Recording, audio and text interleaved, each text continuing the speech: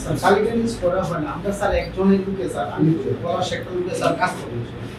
আমি বলছি ব্রাহ্মণবাড়িয়া, তোমার বাড়ি কোথায়? ব্রাহ্মণবাড়িয়া। তোমার বাড়ি কোথায়? সুনামগঞ্জ। এক জেলা থেকে আরেক জেলায় আসি। আমি সুনামগঞ্জ আছি। সুনামগঞ্জ চাকরি করতেছো? সুনামগঞ্জে কি চাকরি করতেছো? জি করে সুনামগঞ্জ।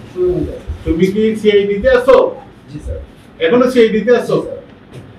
তাহলে তুই অফিশিয়াল ভাবে আসছো এখানে? না স্যার, আমি টাকা পাইতাম না স্যার। তুমি ফুল পোস্টার পুলিশে ফুল পোস্টার না পুলিশে সেটা করতে পারো সেটা কি পুলিশে মিলিংস করে মনে করেন হ্যাঁ ডিপার্টমেন্ট ক্রিমিনাল ইনভেস্টিগেশন ডিপার্টমেন্টে কাজ বুয়া হ্যাঁ হাসো কেন? একবারে তুমি তো বলো না সেটা আছে সেটা তোমার রানিং চাকরি না সাসপেন্ড সাসপেন্ড তুমি এবার পরিচয় দিলে? আমি স্যার পুলিশ বিপি নাম্বার কত? বিপি নাম্বার কত? নাম্বার 7683 76 কত সালে ঢুকছো বাড়িতে? আমি 2014 7689 তো হয় নাই বিপি নাম্বার এটা তো হয় না একদম সত্যি কথা বলো 7689 কি তোমার জন্ম তারিখ কত?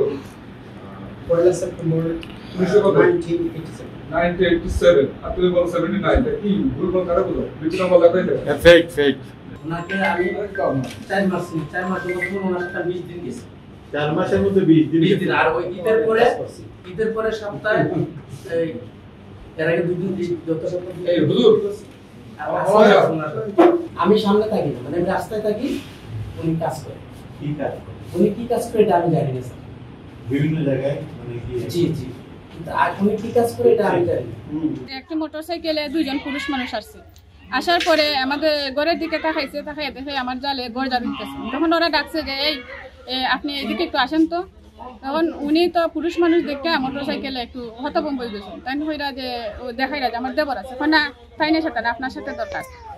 তখন তাই নাইছুন বাইরে আসার পরে কি দরকার বললো, আপনার এই ঘরের মালিক কোথায়? ঘরের মালিক তো বাজারে। ঘরের মালিক বাজারে। ও কথা শুনে আমার হাজবেন্ড আগে গেছুন গিয়ে হইরা যে কি ভাই কি দরকার? হয় না আপনার সাথে দরকার না, দরকার ওনার সাথে। ওনার সাথে কি দরকার বলেন? হয় না আপনাকে বলেন আপনি কি এই ঘরের মালিক? উনি বলছেন হ্যাঁ আমি এই ঘরের মালিক। তখন তাই মানে উচ্চ বাচ্চা কথাবার্তা শুরু করছে, এই তোর সাথে তো কথা বলার কথা না, আমি তোর সাথে কথা বলতে আসছি না, তো তুই সরে কেন? তাই না কই রাখি যে আপনারা তুই তুকারি কইরা কথা কই রাখেন, আপনারা আইসুন দেখতে তো বোঝা যায় যে ভালো মানুষ, এখন কি জন্য আসছেন এটা বলবেন না। হয় না তোরে দেখতে মনে হইতেছে যে তুই গাঞ্জা খাস, তুই জানোস আমরা খেয়ে, আমরা সিআইডি অফিসার, ইচ্ছা করলে তোরে ওখানে তুলিয়া দইরা লইয়া যাই। তারা আসলে সিআইডি পরিচয় দেয় আমাকে, তা আমি বললাম তাদেরকে কার্ড দেখাতে, তারা কার্ড দেখাবে না, আমার সাথে খারাপ বিহেভ করে আমাকে, তো তারা আমাকে তুলে নেওয়ার হুমকি দেয়। আমি বললাম যে ঠিক আছে আপনাদের পরিচয় দেখান, আপনাদের সিআইডি। তো তারা কোনো কার্ড দেখাতে পারে না এবং কোনো পরিচয় নির্ধারিত পরিচয় দেখাতে পারে না।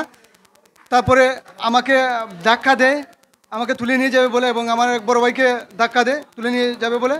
এবং ওর সাথে সাথে আমি মনে করি যে আমাদের আশেপাশে কেউ না দেখতে পেয়ে প্রতিবেশী চিৎকার করি এবং আশেপাশের লোক জড়ো হয়। আমার বাচ্চারা পয়েজ আসে এবং বাগনা পয়েজ চলে আসে। চলে আসার পরে আমরা তাদেরকে আটকাই।